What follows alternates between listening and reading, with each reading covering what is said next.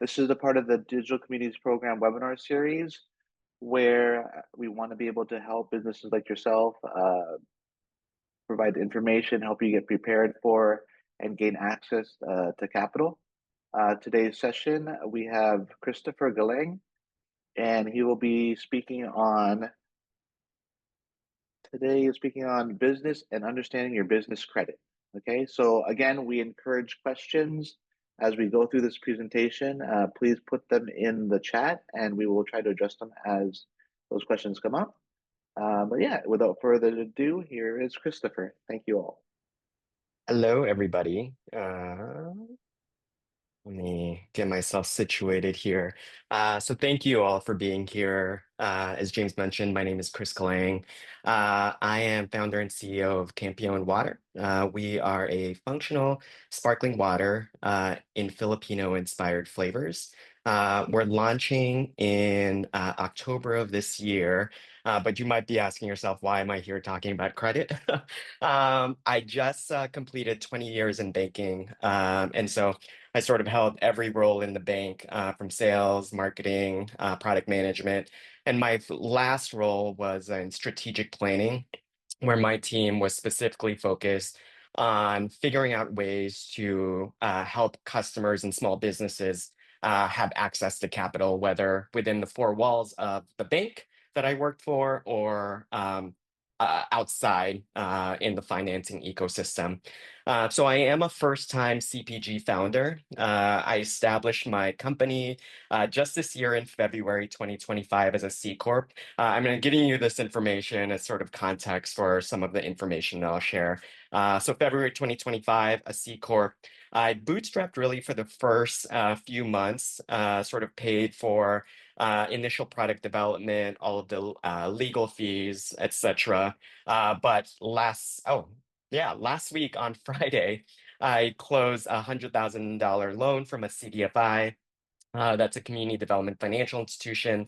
And then also, I was able to get a $10,000 line of credit and a $10,000 credit card from a traditional bank. And so, yeah, I'll share information sort of on how I did that. Again, a new business, so only been a real entity since February. I came up with the idea for Campione November of 2024 and sort of dug my heels in at the beginning of the year to make it happen. And again, looking to launch in October of this year. From a funding perspective, I am planning to do a what's you guys might be familiar with it, but it's called the SAFE round of fundraising, really with friends and family. SAFE stands for a Simple Agreement for Future Equity. We can talk a little bit more about that as well, but it is a way for investors to invest in your company without establishing a valuation upfront. And so it's been a really useful tool. I think it's fairly new in the industry, but becoming more of a standard practice, with especially with friends and family rounds. So my contact information is down there on the bottom left of the screen. Feel free to reach out if you have questions after the webinar today. Or I'm also looking for advice. So if you have any tips in the CPG realm, as a new CPG founder, I'm definitely always looking for some pointers. I'm also on LinkedIn, pretty easy to find, but the link is down there as well. So that's sort of me. And that's why I'm here talking to you all today and hopefully be able to share some information with you all that's maybe not necessarily new, but we can dig deep into it. And as James mentioned, please ask questions. We've got this entire time for you all, really. An hour of your time as entrepreneurs, as small business owners, is really valuable. So definitely encourage you guys to make use of it fully. And again, if you don't want to ask a question today, feel free to reach out to me directly or to the team at Braven as well. All right. So our agenda for today, we'll cover legal entities. I was told that you guys covered legal entities in the first session or in a previous session. So we'll do a sort of a refresher on it but I really kind of want to talk about legal entities as they apply to each lender's credit policy. And so, if you guys want any follow-up from the previous session on legal entities, again, feel free to ask questions. As well as five C's of credit. I think you all touched on that as well. And then we'll talk about CDFIs, community development financial institutions. We'll talk about traditional banks. We'll also talk about grants, and then some tips around underwriting, and then VCs and angels. And so I put them last because there's they're super popular, right? Just in terms of like funding, but just share some stats with you all. VCs and angels, they actually fund very few companies. But again, we'll touch on it. And if we want to follow up with any questions, definitely feel free to reach out. All right. So legal entities. I think you all know that creating the legal entity and establishing an EIN for your business is really, above everything else, it provides protection from and liability from your personal assets. And so separating the activities of your business from the activities of your personal life kind of provides a buffer. And so kind of first and foremost, right, that is really the purpose of establishing a legal entity. One thing that you may or may not be aware of is that the date your legal entity is established really impacts your eligibility for certain small business lending products, including SBA products. And if you go to a bank or a traditional bank or traditional lender, they'll often ask, when was your business established? And they're really asking that because some of the lending products, for example, require you to be at least 2 years in business. And so even if I've talked to many small business owners where maybe they've acquired a business that's been running, but sort of they've taken it over. The date that the paperwork says that has your name on it is going to dictate when your business was established, regardless of how long it may have been running previously. And again, if you're a new business, if you're serious about it, getting that date on your paperwork is important because it'll allow you to access different funding from traditional banks, and really just start building your history, because really in the small business lending space, tenure and history of how long you've been in business does count for a lot. And so again, establish your legal entity for liability protection, but then also if you're serious about pursuing a business, if you're doing something as a side hustle for now, but you have intentions of growing it and scaling it, there is a lot of value in establishing your legal entity and getting that paperwork done.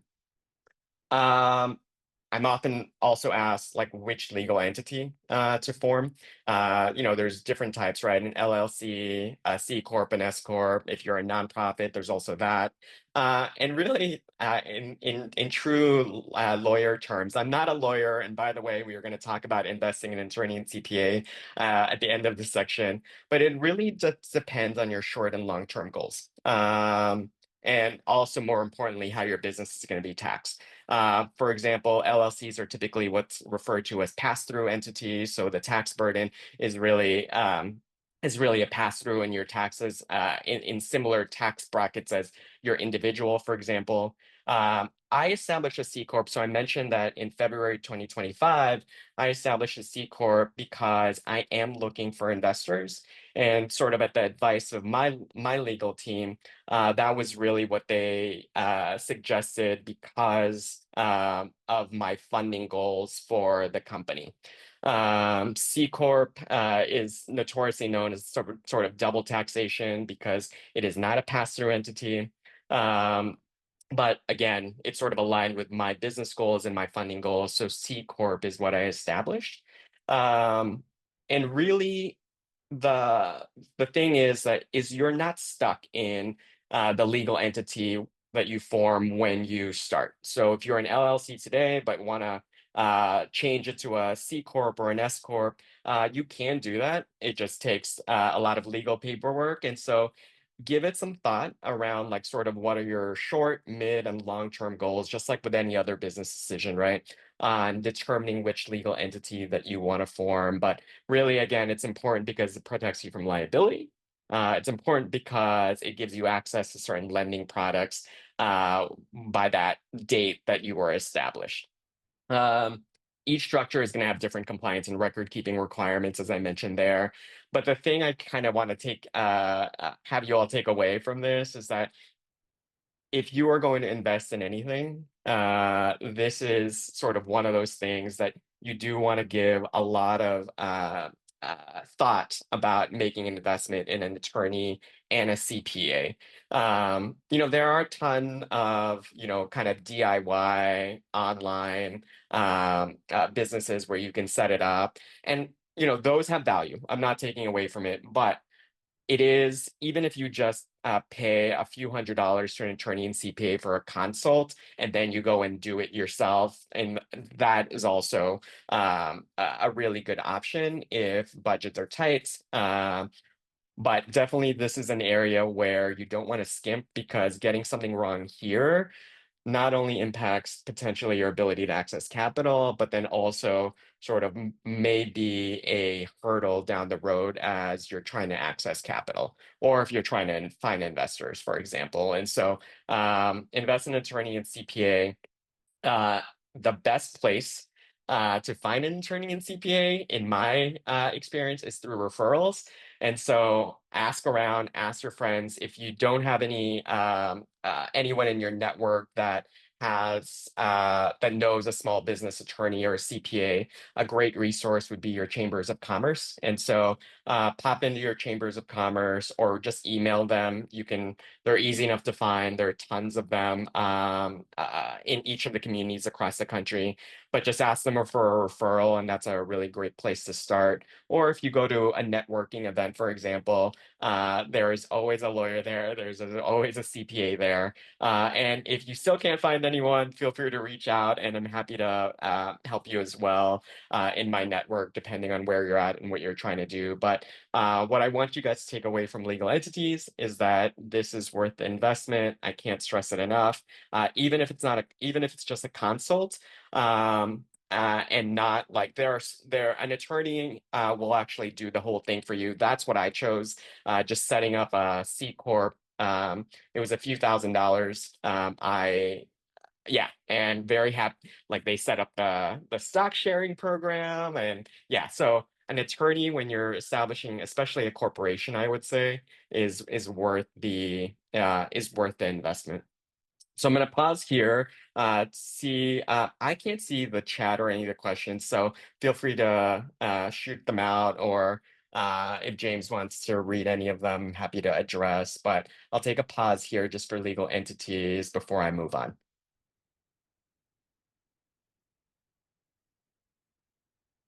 James, do you have any No, Q&A out there? no questions so far. We can go ahead and continue. Thanks, Chris. Awesome. No problem. All right, guys, 5 C's of credit. I think this is actually the one that you all already touched on. So character, capacity, capital, collateral, and conditions. I'm not sure if they touched on it in the previous session, but you may have heard that each lender has what they refer to as a credit policy. Internally, it's often referred to as a credit strategy. But it's sort of, essentially, the best way to think about 5 C's of credit is that is sort of the areas where a lender defines their credit policy.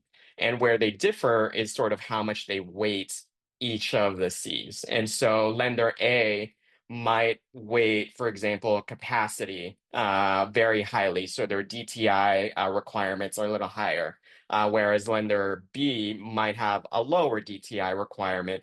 And so if you think about character, capacity, capital, collateral, and conditions, the 5 C's of credit, the best way to sort of put it in more tangible terms is that each lender uses these as sort of the foundation for their credit policy, and where they differ is where they weight each of these. I will say that for more traditional banks, for example, right, character and capacity are really big deals because one, they want you to have a really a strong track record of repayment, but they also want to make sure that you can repay the loan, considering everything else.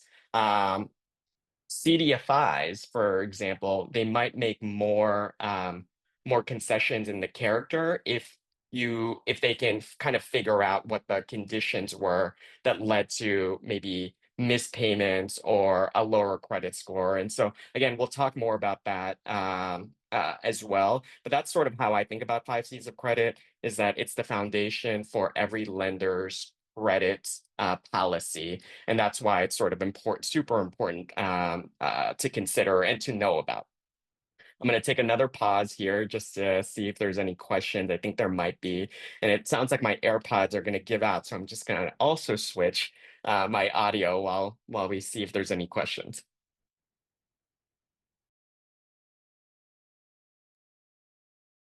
All right. Why don't you change your headphones, Chris? There are no current questions right now. All right. Can you guys still hear me? Yes, we can hear you. All right. Awesome. All right. So CDFIs. CDFIs are one of my favorite sort of best kept secrets in the financing ecosystem for small businesses. If you're not familiar with a CDFI, think of them as mission-driven lenders that sort of work in the communities, and they are tasked really with supporting small businesses, affordable housing, and economic development. They have a focus on groups and segments of folks that have traditionally had challenges accessing mainstream capital. They came into existence in the 70s, and they were actually created by Congress. They're continued support by the government. But again, their charter is to extend capital in communities across the country to spur economic growth. And again, with a focus on extending capital to those that have historically had challenges accessing it. CDFIs, they offer two core services, really.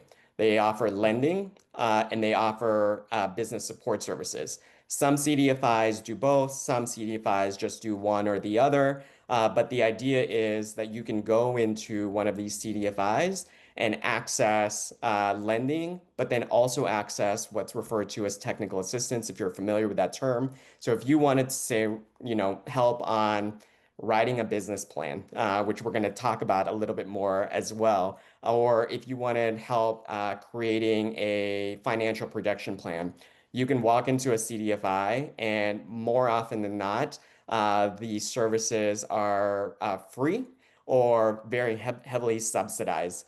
Um, CDFIs, they're not like banks because they're not typically depository institutions. So you guys know how traditional banks work, right? For every dollar that a bank takes in deposits, they turn that around and extend lending to it, and they lend it out to customers. CDFIs are typically funded by the government or through public and private institutions, and so their capital is limited. So CDFIs, typically what you can expect for them is that they do have longer lead times. But I mentioned in the previous slide, 5 Cs of credit, that CDFIs, they they have they can make more exceptions, for example, on the character C.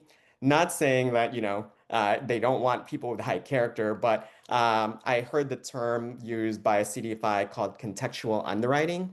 So if a small business owner, for example, has a lower credit score, let's say in the 650s, and they sort of see why they sort of see a lot of things on their credit report. CDFIs often will engage with that small business owner to allow them to sort of explain the conditions of what brought them there. So, a small business owner was sick, a small business owner was going through a family emergency, things like that. So they really are geared to do a lot more of that hands-on experience. But again, what you can expect from them are they have longer lead times.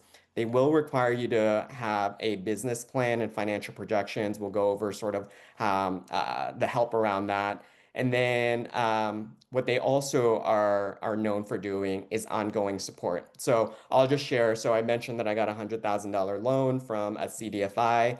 I not only got that loan, but I have a dedicated consultant that sort of will help me throughout the life of the loan. And the thing with the consultant is that you can use them as much or as little as you want. Heavily, I would encourage people to use that consultant. It's sort of free labor for your business, right? And they can be there as a consultant, as an advisor. But again, you don't need to have a loan necessarily with a CDFI. Sometimes you can just get that consultant help by going to them and asking for it. Um, but CDFIs, again, they help businesses in every stage of capital. The one thing is that they are limited in their liquidity, so in their ability to lend. So the longer lead times are not only because they do a lot more hands-on in the underwriting, but because they do have to be very judicious around the customers that they lend to. So they want to make sure sort of all the five C's, right, that you can repay, that you have a viable business plan, that your financials make some sort of sense.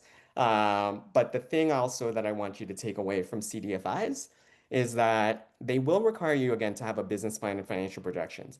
This is often sometimes some small business owners have said that this is a barrier to entry for them because they just don't know how to put those together. And I will say that CDFIs, especially, um, they are not looking for perfection in the business plan or financial projections.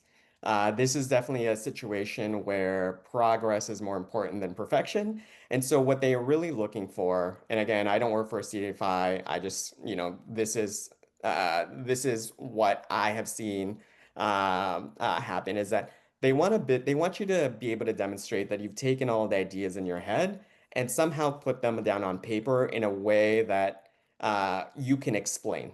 And so again, it doesn't have to be perfect, doesn't have to be pretty business plan. They just want to be able to you want to be able to demonstrate, and what they're looking for is your ability that you have a plan. That if you're starting a restaurant, in my case, if I'm launching a product, that I know what my products are. I know who my audience is. I sort of know how I'm going to launch. I know I can explain what I need the money for.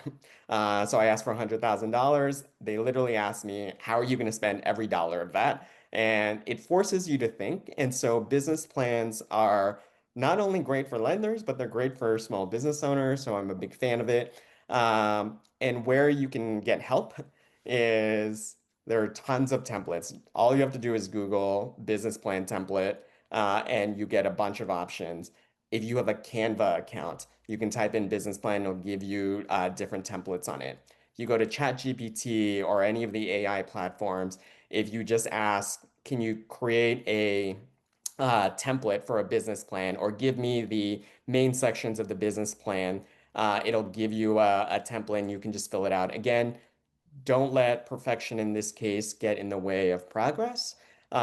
Business plans are a living document, so you should constantly be working on your business plan. And for the consultant that was assigned to me from the CFI that I went with, that's sort of one of the things they told me one of the things that they expect is that we'll continue to work on that business plan. And so again, that discipline around a business plan is just incredibly important, not just for financing, but also just for you as a business owner. That exercise definitely forced me to reconsider and pivot some of the things that were in my head once I got them down on paper. So that's the word about business plans. Financial projections. This is the area that I know a lot of small business owners, especially new ones, are sort of most nervous about, I would say. And even coming from 20 years of banking, this was the area I have to say that I put last. But financial projections, um, at the end of the day, they are, again, best guesses. And so financial projections are essentially you're guessing what you're going to do, right? So no one is going to necessarily hold your feet to the fire if your initial financial projections made sense. And again, they're defensible.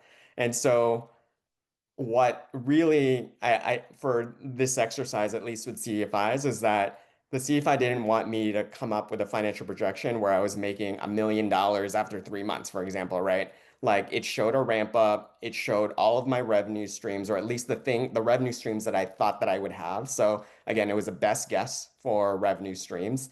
It showed sort of like my average sales and my expenses and sort of ran a P&L through it.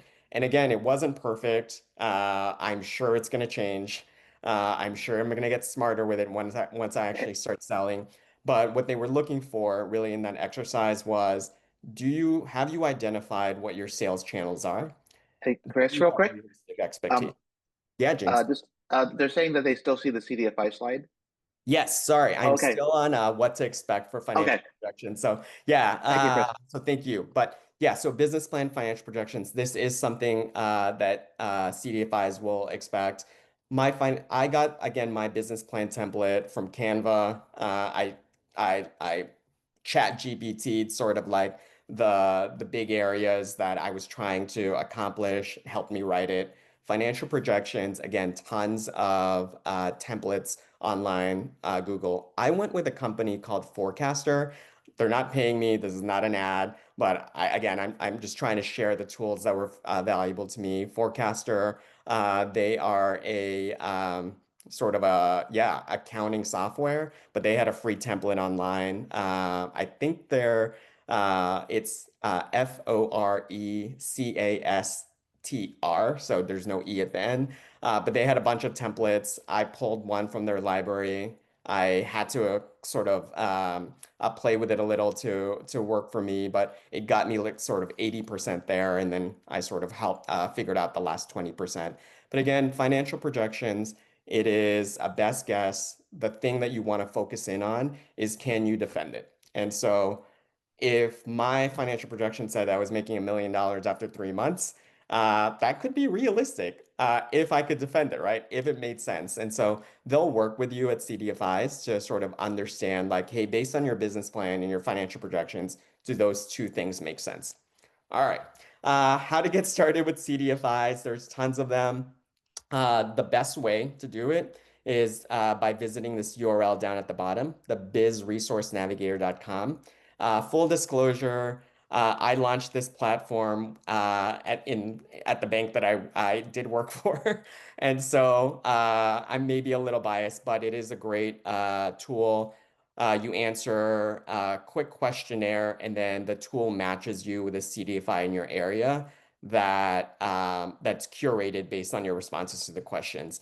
And it'll show you sort of like the products that each CDFI offers. It'll allow you to sort of do a contact now for them. But bizresourcenavigator.com, you can select if you're looking for lending or just business support services or both. And so please use the tool. Again, if you have questions about it or CDFIs in general that you don't want to ask now, feel free to reach out. But again, I'll take another pause to see if there's any questions about CDFIs.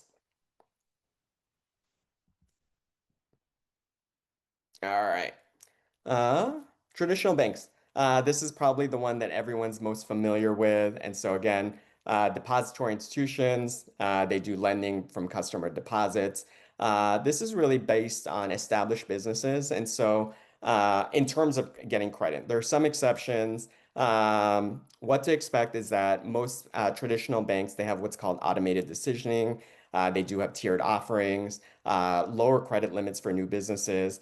A lot of the underwriting for traditional banks, when you're a new small business, is heavily weighted on your personal credit. And so if there is of all of the guarantors. And so I often get asked, like, if I have three owners in the business, who has to apply and sort of like whose credit score is taken into account. And so this is also one of those areas where it depends. Typically, at least 51%, 50% of all of the owners need to be there to apply for credit. Depending on your legal entity and sort of your bylaws, it also has rules for like who can apply for credit on behalf of your organization.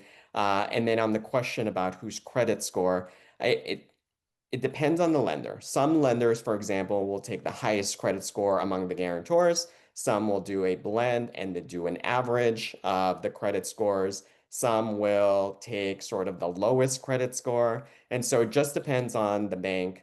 This is not information that a bank will typically divulge. But just know that each of the guarantors are being evaluated on your application. It'll just depend on the bank and the bank's credit policy and sort of how they look at the credit score of all of them. Um, New relationship promotions. Take advantage of them.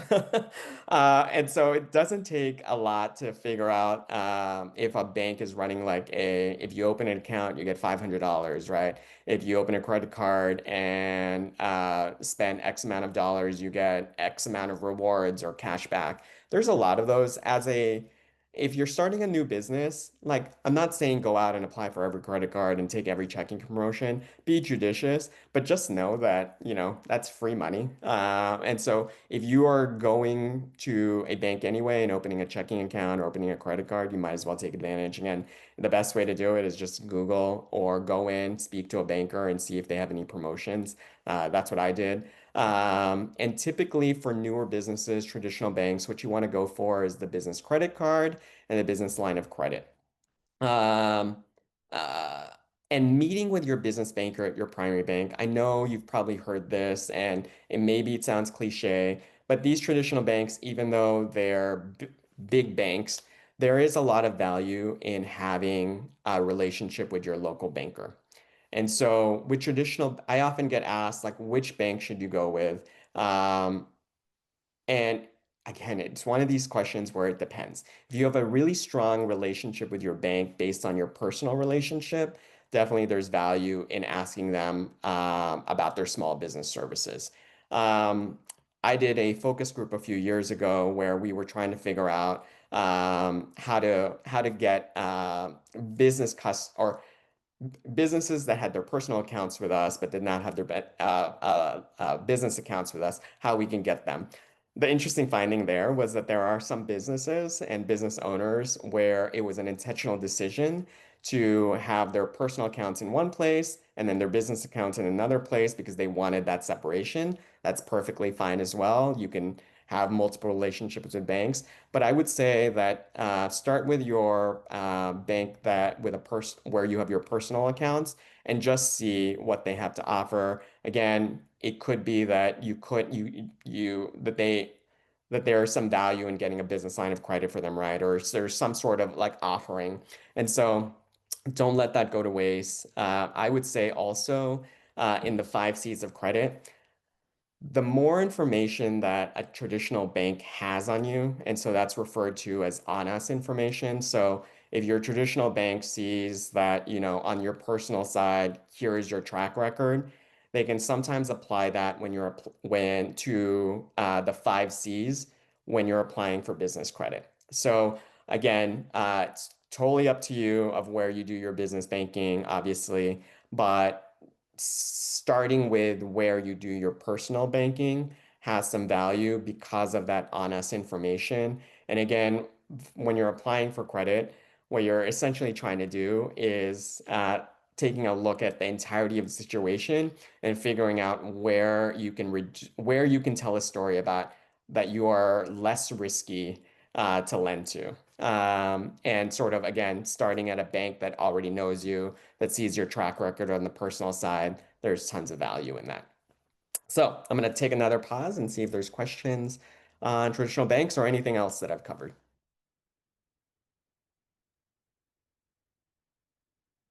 No more questions yet, Chris. Sounds good. Grants. Grants.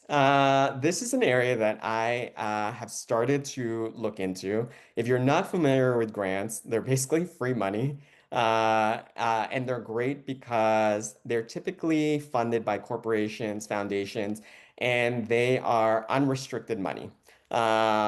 They typically have an industry or segment focus. So, there are grants for CPG founders or grants for women-owned businesses, for example, and there's tons of them. And the best way to think about it is that it is often used by corporations and foundations and individual investors as sort of marketing tools to promote themselves. And so the bank that I work for, we would fund grants through contests, for example, right? Because we were launching a new platform or a program. And so we would give businesses $25,000 or $50,000, et cetera. And the great part about it is that, again, it's unrestricted, it's non-dilutive, they don't take equity. And grants are very untapped. And the funny thing about grants is that a lot of business owners, so I have been on both sides. So I have applied for business grants now that I'm on this side, but I've also been on the other side where I was one of the judges. And so from a judge's perspective, I'll say that the the applications that rose to the top are the ones that had really good pictures of the owners, really good pictures of the product, and then also ones that answered the questions. I know it sounds very simple, but we would get applications for these programs, for example, where we would ask a customer, like, tell me about your business, and they would skip that section. So don't overthink grants. Grants are great. The caveats I would say with grants is that they can be a little time consuming to search for and apply because there's just so many. And again, they're typically narrowly focused. The trick that I have been taught around grants is that to create a script. So typically, even though the applications are different, they ask the same flavor of question.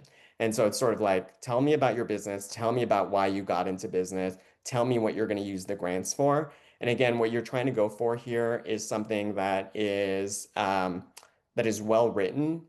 And if you can add an emotional component to it, that makes it even more compelling.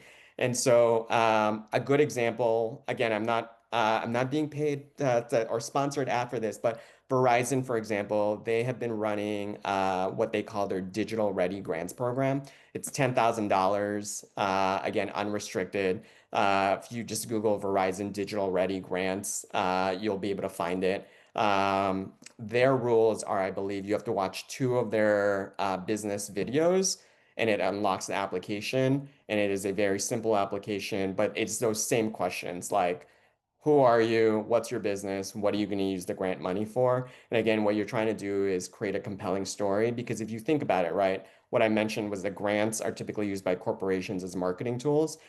Corporations then want to take the winners of their grant program and use them in marketing campaigns.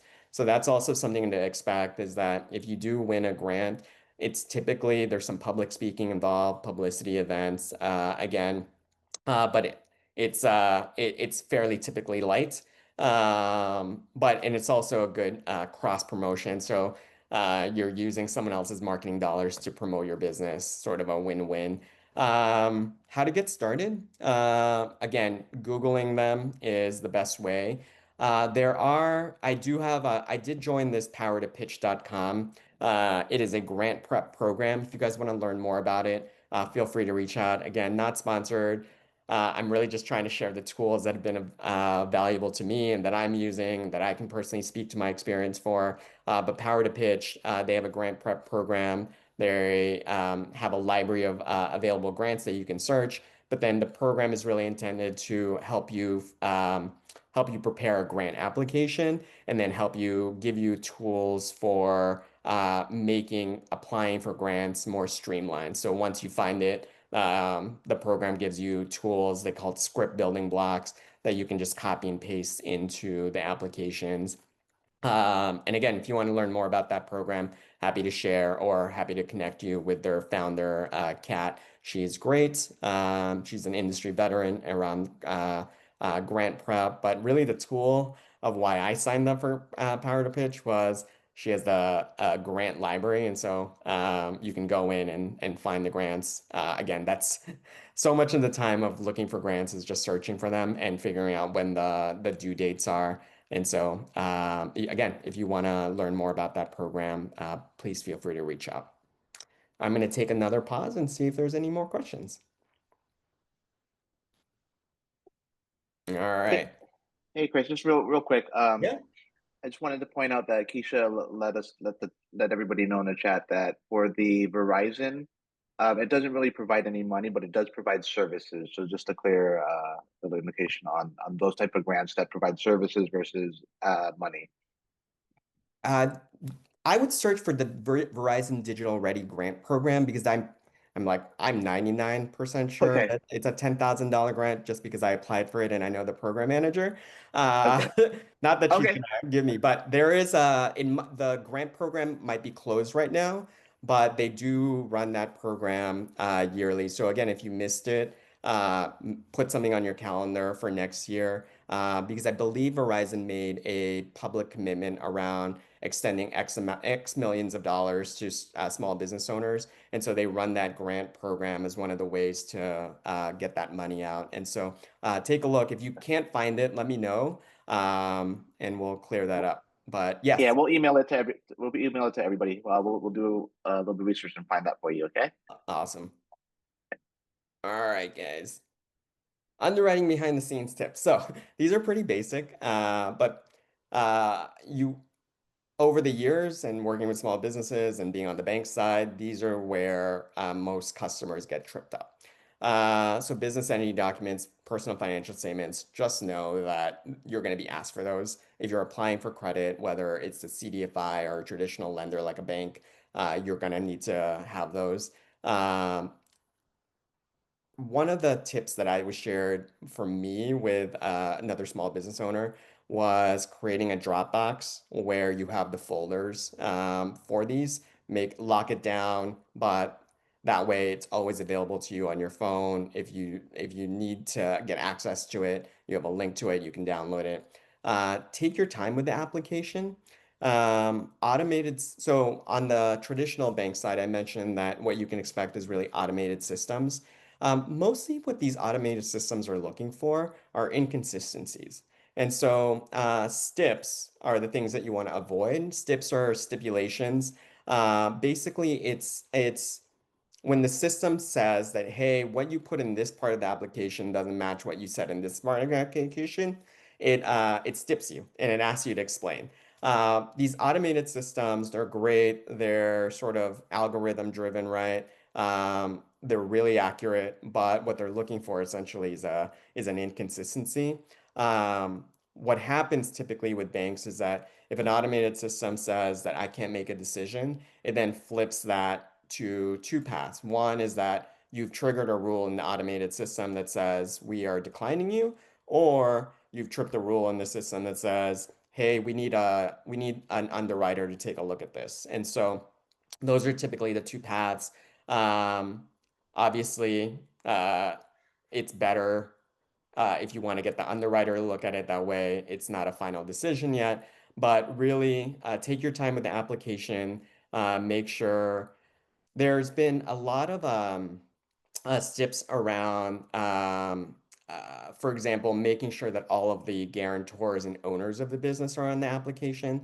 That's been a big area of, I would say, confusion for small business owners. There have been some new regulations where you need X amount of I won't get into it, but like a control prong, all of the names. So making sure that everyone on your documents matches all of the ones that have applied for credit. That's sort of a big one that's been tripping folks up.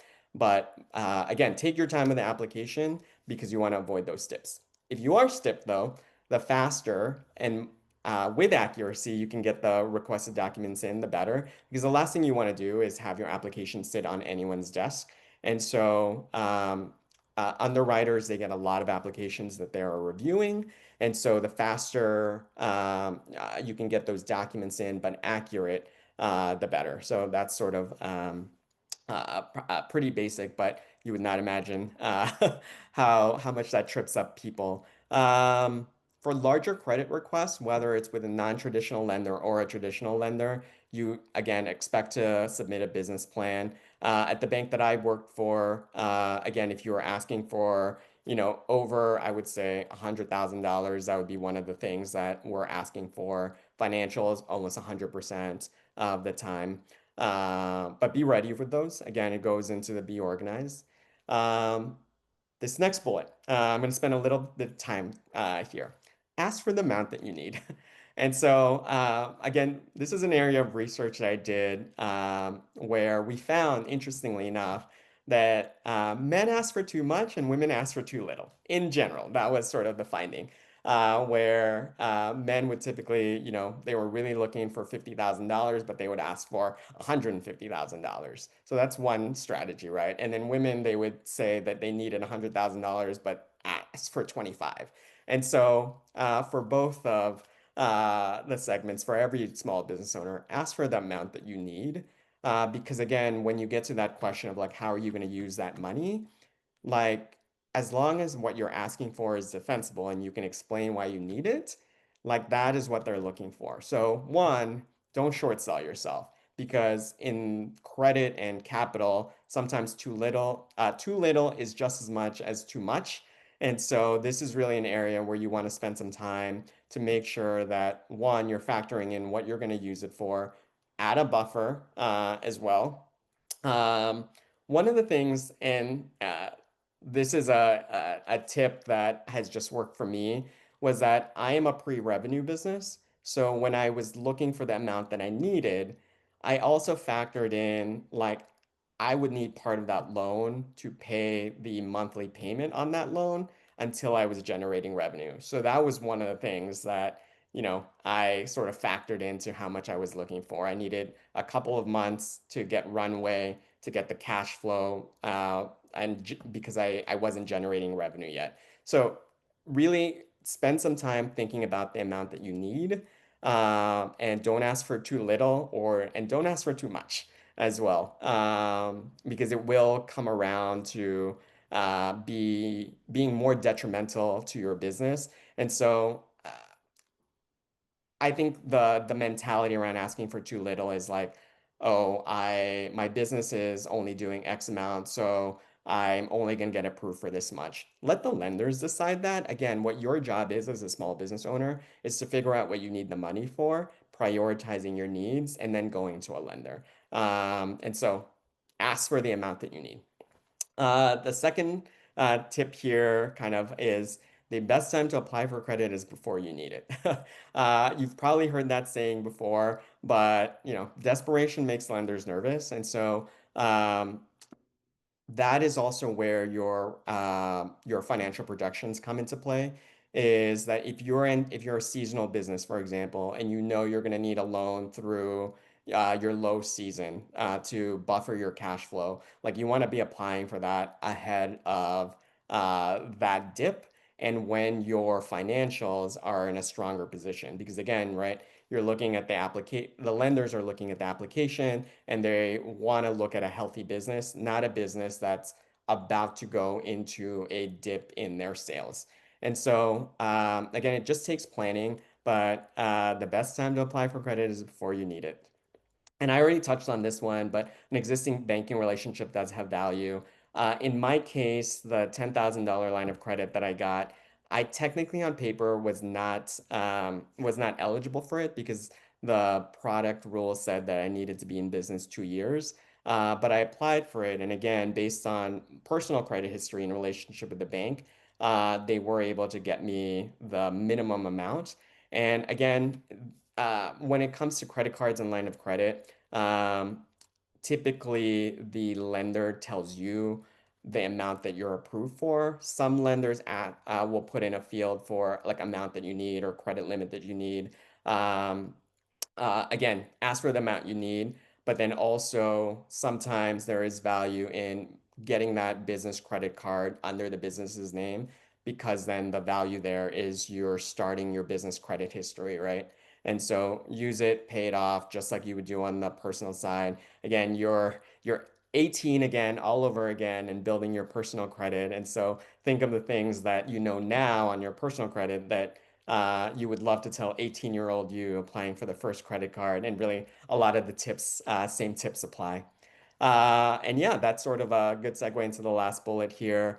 Business credit early in the days of your business, again, is going to rely heavily on your personal credit score and history. So this applies to all guarantors on the application. And so when you're getting into business with someone, when you're having a partner, that is sometimes not something that most people think of, quite frankly, is that, you're getting into business with someone because, you have the same great idea and they're great in everything else, but they struggle on their personal credit side. That should be a conversation that you guys have before you decide to go on any company or corporate venture or business venture together. And so, just like a marriage, right? You want to talk finances with any of your business partners before you sign that paperwork. And so, I'm going to take another pause. I think my last slide here is around VCs, and we are 8 minutes to go in our session. So, any questions? All right. Well, we'll close it out with venture capital and angel investors. Again, I put this last because typically less than 1% of businesses get VCs, and in the angel side, even less.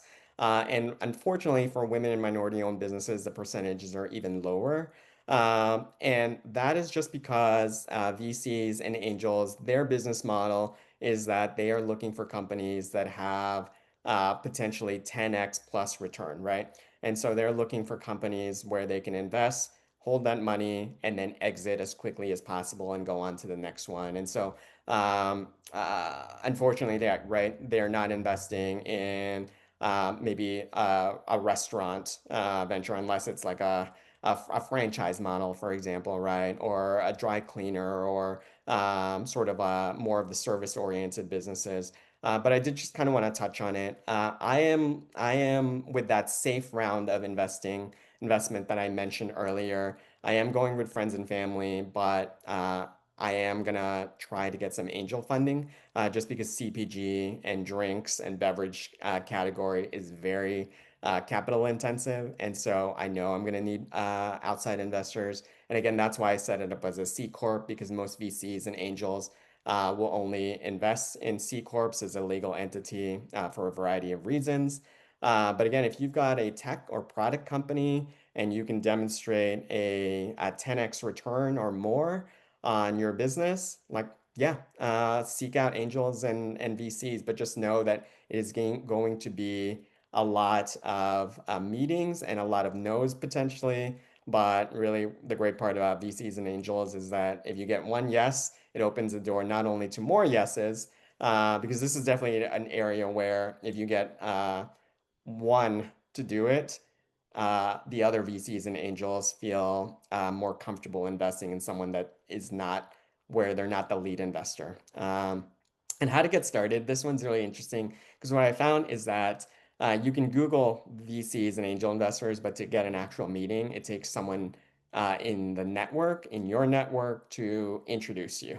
And so this is one of those things where you do have to network and hustle and go out and be very clear what you're looking for. And so one of the things also is that if you're looking for a VC or an angel and you're at networking events, let people know and let people introduce you. But yeah, I won't go too much in VCs and angels just because I am still just getting to know this area. But again, what I've been seeing is that networking is important and that the story that they're looking for is how do I get my money back in multiples? And so if you've got one of those, I actually would love to chat with anyone that's gone through VCs or angel funding as well. So feel free to reach out. And again, I'm taking as much advice as I am giving because I'm ravenous for it right now. But yeah, that really ends our presentation today. I'll go back to my first slide so that you can see my contact information if you want to reach out. Down here, it's blue on blue. So it's Chris at campionwater.com. And then I'm on LinkedIn at Christopher Galang. So I will Oh, end it here and see if there's any questions. But otherwise, I'll turn it back over to James. all right. Thank you, Chris. Yeah, so we'll keep it here for a couple more minutes for anybody that has any questions. Again, we are offering free consultations for anybody that would like to speak on further on what your situation is, and hopefully be able to provide you with the resources and get you prepared for whatever venture you're trying to take. I just had a few questions for you, Chris, just going through the Yeah. presentation. What can people expect in terms of how long your process took in terms of building out your credit, preparing your business plan, Yeah. applying for these applications? I just want to give everybody a sense of like how long that process took for you. Yeah, well, on the personal credit, definitely. My first credit card was when I was 18. One of those college campuses got me. But yeah, that has been a journey. But I think working in banking, right, I've always been aware that credit score, we can talk about the philosophical nature of credit scores and if good and bad, but unfortunately they are the standard. And so definitely keep an eye on your personal credit as you apply for business credit. Early days, it will rely heavily. On the CDFI side, the entire process of application to booking, I would say, took about 2 months. And so again, they asked for a lot of information. But again, it was because CDFIs are limited in their liquidity, they do have to make sure that even though they can make concessions in some of the Cs, they still have to make sure that the likelihood of them getting repaid, right, is high. So that took about 2 months, a lot of documentation. And then on the business plan and financials, luckily that was something I had been working on since I sort of came up with this idea in November of last year. I would say though that to get it ready to submit to the lender, I probably took another 3 weeks. So some of the 2 months of working with the CDFI was because I wanted to make sure that I was finalizing things and being speedy but accurate. And so Mhm. probably, yeah, putting together the business plan and financials took about 3 weeks. But I had a sort of a head start because I had been sort of working on it since I established the business, and then yeah, when I first came up with the idea back in November. Okay, great, thank you. As I said at the beginning, we will be sending out an email with a video of this presentation so you can review it again. Again, this is a part of a series. Our next session will be on August 7th at 11 a.m. This will be more focusing on loan readiness and underwriting criteria. Hmm. So if you're on that part of the journey on where you're getting ready to do that, please join us then. We will again have an email with the registration to that link, the link to the free consultations, which I highly encourage each and every one of you to do. So we want to be able to help as much as possible. And then, yeah, I'd like to thank again Christopher for this great presentation. Very, very useful information. And yeah, we'll look out for that email from us, and we'll hopefully see you in August.